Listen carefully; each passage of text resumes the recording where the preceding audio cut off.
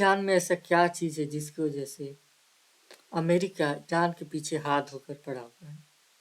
जब से Donald Trump America के राष्ट्रपति बने हैं, अमेरिका का सत्ता संभाले, तभी से कोशिश कर रहे हैं कि ईरान का जो मौजूदा जो सरकार है, मौजूदा जो सुप्रीम लीडर है, उनको ईरान से हटाया जाए और ईरान में अमेरिका का पपेट बैठाया जाए।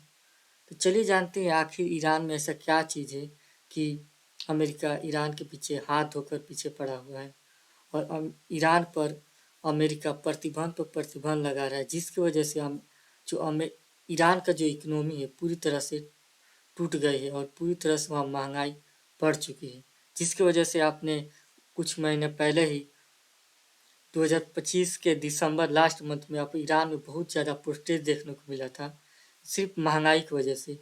इसी का फ़ायदा उठाते हुए अमेरिका ने अभी तक कोशिश कर रहा है कि इसी का फ़ायदा उठाकर ईरान में अभी ईरान का जो सुप्रीम लीडर है उनको हटाया जाए। ठीक उसी तरह जिस तरह से वेनेजुएला की सरकार जो थी, लेकिन अभी तक अमेरिका इसमें नाकाम हुआ है। तो फिलहाल अपने टॉपिक पर आते हैं, आखिर देखते हैं कि ईरान के पास क्या चीज़ है जिसकी वजह से अमेरिका इतना हाथ धोकर पीछे पड़ा हुआ है। तो हम 4 पॉइंट पर बात करेंगे। तो पहले तो एक आपको बात बता दूं, दुनिया का जो सबसे ज़्यादा तेल रखने वाला जो देश था वेनेजुएला है, और दूसरे नंबर पर आता है ईरान, और तीसरे नंबर पर आता है सऊदी अरब। 3 जनवरी को वेनेजुएला की जो सरकार थी उनको क्या किया था, जो अमेरिका की सरकार थी, डोनाल्ड ट्रंप ने वेनेजुएला के अंदर जाकर माडुरो को उनके घर में से उठाकर अमेरिका ने अपने अपने देश में लेकर चला गया। क्योंकि वेनेजुएला में दोस्तों वेनेजुएला में दुनिया का सबसे ज़्यादा तेल वेनेजुएला के पास था, और जो माडुरो थे ये अमेरिका के खिलाफ, हमेशा अमेरिका के खिलाफ बोलते थे और अमेरिका का सपोर्ट नहीं करते, मतलब चाइना और हो गया, रसिया हो गया, इनको सपोर्ट करते थे। अमेरिका चाहता था कि किसी तरह से वेनेजुएला का जो अभी सरकार है किसी तरह से हम हटा दें, और कई कई सालों से अमेरिका ये प्लान कर रहा था कि वेनेजुएला में जो सरकार है किस तरह से हटाया जाए।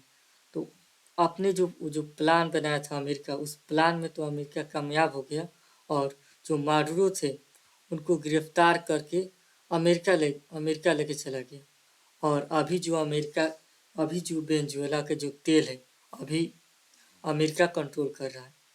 आने वाले समय में देखना होगा क्या जो वेनेजुएला के लोग हैं, क्या जो अमेरिका को तेल बेचने देंगे अपने हिसाब से, क्योंकि अमेरिका इसी मकसद से वेनेजुएला पर आई थी, उनको सरकार बदला था कि जो मैं अब वेनेजुएला में सरकार बनाऊंगा वो मेरे हिसाब से चलेगी, मैं जिस तरह कहूँगा उस तरह से काम करेगी।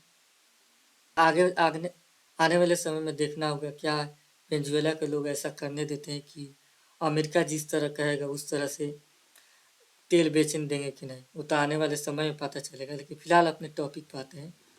तो जैसा कि दोस्तों आपको बताया कि दूसरे नंबर पर ईरान आता है, कि दुनिया का सबसे ज़्यादा तेल दूसरे किसी देश के पास है, दूसरे नंबर पर वो ईरान है। इसी वजह से दोस्तों मेन रीज़न ये भी है कि ईरान के पास इतना तेल है, तो हम टारगेट इसीलिए ईरान को कर रहे हैं कि अगर हम किसी तरह से ईरान में सत्ता परिवर्तन करते हैं तो ईरान का जो तेल है हमारे पास आएगा। ऐसा नहीं है दोस्तों, ईरान हमेशा से अमेरिका का दुश्मन था, ऐसा नहीं था। बहुत पहले जो अमेरिका अभी जो मौजूदा जो अयतुल्ला खुमैनी की जो सरकार है, जो सुप्रीम लीडर है थी, उससे पहले ईरान अमेरिका का बहुत वफादार वफादार हुआ करता था अमेरिका का, और जो ईरान का जो तेल है अमेरिका भेजता था। लेकिन जब अयतुल्ला खुमैनी के जब यहाँ पर सरकार बनी तो अमेरिका वहाँ पर जो अमेरिका तेल ले जा रहा था ईरान से वो पूरा बंद कर दिया गया, और ईरान जो अमेरिका का जो जो आर्मी थे जो तेहरान में, उनको क्या किया गया ईरान की जो सरकार नई नई बनी थी वो पूरा उनको कैद कर ली, और 2 साल तले ईरान ने अमेरिका के जो आर्मी थे 2 साल तले उनको कैदी बना कर रखा। इस पर आप वीडियो चाहते हैं कि अमेरिका जो सैनिक थे जो तेहरान में फंसे थे वो किस तरह से अमेरिका अपने सैनिकों को छुड़वाया। तो उस पर मैं वीडियो बना दूंगा। फिलहाल मैं अभी आता हूँ अपने टॉपिक पर। पहला रीज़न ये था तेल का वजह। दूसरा रीज़न ये दोस्तों, दूसरा रीज़न ये है कि ईरान चाहता है कि मैं न्यूक्लियर ईरान चाहता है कि मैं न्यूक्लियर बम बनाना न्यूक्लियर बम बने, लेकिन अमेरिका नहीं चाहता है कि ईरान के पास न्यूक्लियर बम आए। वजह से अमेरिका क्या करता है, ईरान पर हमेशा प्रतिबंध लगा देता है कि। तो दूसरा रीज़न ये है, अमेरिका नहीं चाहता है कि ईरान के पास न्यूक्लियर परमाणु बम बनाने में सफल हो जाए। अगर ईरान ये न्यूक्लियर बम बनाने में सफल हो जाएगा तो सबसे बड़ा दिक्कत किसका होगा। अभी मैं एक पॉइंट हिंट दे देता हूँ। अगर ईरान न्यूक्लियर बम बना लेता है तो सबसे अभी ईरान इतना न्यूक्लियर बम बनाया नहीं है, तो ईरान आँख में आँख डालकर अमेरिका को टक्कर देता है। लेकिन जब न्यूक्लियर बम बना लेगा तो ये तो बराबरी का मुकाबला हो जाएगा, और अब अमेरिका क्या होगा, बार बार ईरान पर हमला नहीं करेगा। तो अमेरिका इसीलिए नहीं चाहता है कि ईरान न्यूक्लियर बम बना ले, जिससे हम लोग का कंट्रोल ईरान पर से, जिस तरह से हम जब चाहे जब ईरान पर हमला कर देते हैं, उस तरह से जब बना लेगा ईरान न्यूक्लियर बम, उस तरह से हालात नहीं रहेगा, हम कभी भी ईरान पर उतना हमला नहीं कर पाएंगे। इसीलिए पूरा कोशिश करता है कि ईरान को मैक्सिमम प्रेशर दिया जाए कि अपने जो न्यूक्लियर प्रोग्राम है उसे क्लोज कर दे। तीसरा जो बात है दोस्तों, वो है ईरान का दोस्ती। जैसे कि दोस्तों आपको पता है, ईरान चाइना और रसिया का बहुत फेवर और फ्रेंडली दोस्त है। तो अमेरिका इससे भी गुस्सा रहता है कि ईरान हम अमेरिका और चाइना का दोस्त ना रहे, और जो मिडिल ईस्ट में है ईरान में उसका कंट्रोल रहे। इमेजिन करिए अमेरिका ये ऐसा करने में कामयाब हो जाता है, तो ऐसा क्या हो जाता है, मिडिल ईस्ट में पूरा कंट्रोल अमेरिका के पास हो जाएगा। क्योंकि मिडिल ईस्ट में पूरा एक ही कंट्री है, ईरान, जो अमेरिका के खिलाफ बोलता है। नहीं तो बाकी सब ये देखिए जितना भी कंट्री है, सऊदी अरबिया हो गया, यमन हो गया, मान हो गया, यूएई हो गया, कतर हो गया, कुवैत हो गया, इराक हो गया, ये अमेरिका का फ्रेंड्स है। ये कभी भी अमेरिका के खिलाफ नहीं बोलते हैं। एक ईरान ही है जो अमेरिका के खिलाफ बोलता है। इसीलिए अमेरिका गुस्सा रहता है कि किसी तरह से ईरान के जो सुप्रीम लीडर है जो उनको हटाया जाए। लेकिन अभी तक अमेरिका इसमें नाकाम रहा है। हर साल कोशिश करता रहता है अमेरिका की ईरान में सत्ता परिवर्तन किया जाए, लेकिन हर साल नाकाम रहता है। लेकिन अभी जैसे हालात बना है, आने वाले समय में पता चलेगा कि ईरान के साथ क्या होता है, क्या ईरान और अमेरिका में कौन जीतते हैं, या ईरान जीतता है या अमेरिका जीतता है, तो आने वाले समय में पता चलेगा। लेकिन ये बात है, अगर अमेरिका ये करने में कामयाब हो गया तो पूरा मिडिल ईस्ट में अगर देखा जाए तो दबदबा अमेरिका ही का रहेगा, और जो रसिया का जो दबदबा था मिडिल ईस्ट में, थोड़ा भी दबदबा था ईरान की वजह से, वो पूरा ख़त्म हो जाएगा।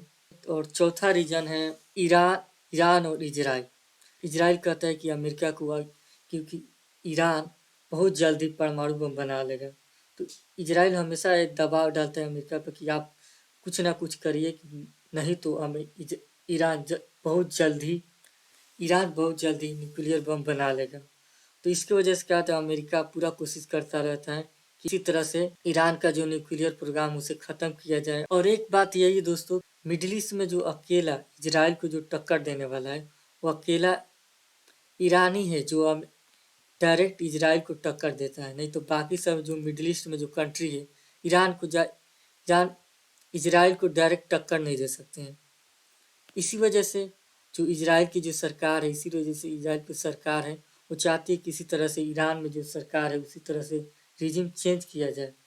और इजराइल के जो हमेशा कोशिश रहता है कि पूरी तरह से ईरान को अपने कंट्रोल में लिया जाए, क्योंकि ईरान ही एक ताकतवर देश है कि हिम्मत जुटा पाता है कि इजराइल को टक्कर दे और अमेरिका को टक्कर दे। ईरान में सत्ता परिवर्तन होता है तो मिडिल ईस्ट में कोई भी ऐसा देश नहीं बचेगा जिससे डायरेक्ट इजराइल को टक्कर दिया जा सके। यह भी रीज़न है कि ईरान में आप देखते हैं आए दिन हमला होता रहता है।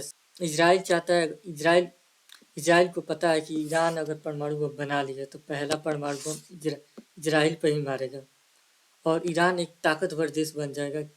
और परमाणु बम बना लेगा तो एक ताकतवर देश हो जाएगा, और हम किसी तरह से उसे इजराइल और अमेरिका किस तरह से उसे काबू नहीं कर पाएंगे, क्योंकि ईरान अभी कमज़ोर है। इस तरह से हम लोग किसी तरह से लगे हैं कि इस तरह से ईरान में सत्ता परिवर्तन करने के लिए। तो दोस्तों यही जो 4 पॉइंट था जिसकी वजह से ये अमेरिका चाहता है कि किसी तरह से ईरान में सत्ता परिवर्तन हो जाए।